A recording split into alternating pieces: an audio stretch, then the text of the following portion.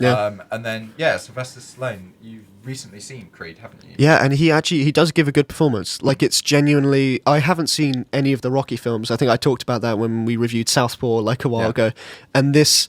I quite liked Southpaw, and I came out of Creed thinking Southpaw was worse than I imagined it. As in, like, this one definitely is a step above. And Sylvester Stallone really manages to actually pull a dramatic... an emotional performance, which I wasn't expecting at all. And like I said, I haven't seen any of the previous Rocky films, but when they do things like him looking back on the past, you actually get like a tiny bit teary-eyed with some of the stuff. And they do all the...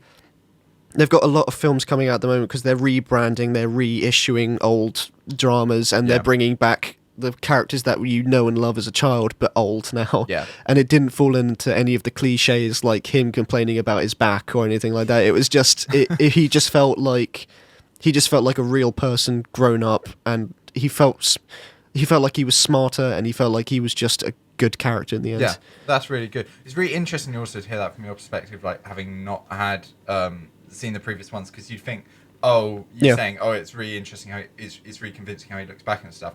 Like, it's not selling you on franchise stuff, because the franchise stuff would be lost on you because you haven't seen and it still managed to... Yeah, exactly. It's if there's one thing that stands out from this, it's Michael Jordan actually did a really good performance as well.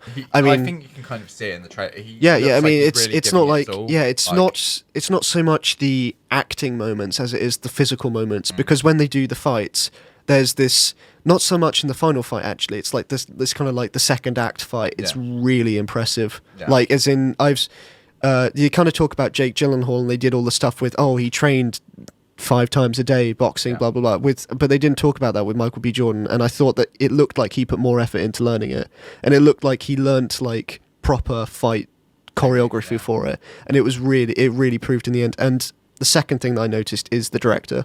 Yeah, the guy that now he did. I've completely forgotten the name of the film now, but it will come back to me the moment I've finished talking. And now he's doing Black Panther after this. Oh yeah. So that's the guy, and he's really encouraging. Actually. Yeah. No, he's honestly. I think if he continues, if he brings the same amount of quality to Black Panther as he brought to Creed, it would be the best Marvel film. I think. Wow.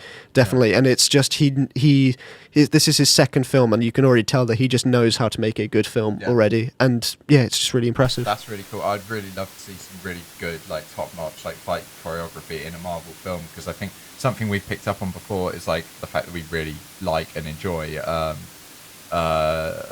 in Marvel's Daredevil in the second episode. There's a fight scene in that. Yeah. Everyone, like a lot of us are kind of unanimously agree that like that is the best Marvel like fight we've that is seen. The best Marvel fight scene, I think. Out of the whole out of the whole universe. So it'd be really good. It sounds weird to say. Really like tight choreography. And the fight that I mentioned before, the kind of Act 2 fight was definitely like it felt better than the Daredevil one. As in, even though Daredevil he's fighting multiple people, blah blah blah. If he could bring that level of good fight choreography, good cinematography, good general just directing into a Marvel film, I'd really appreciate it. Yeah. But what rating was it? Creed?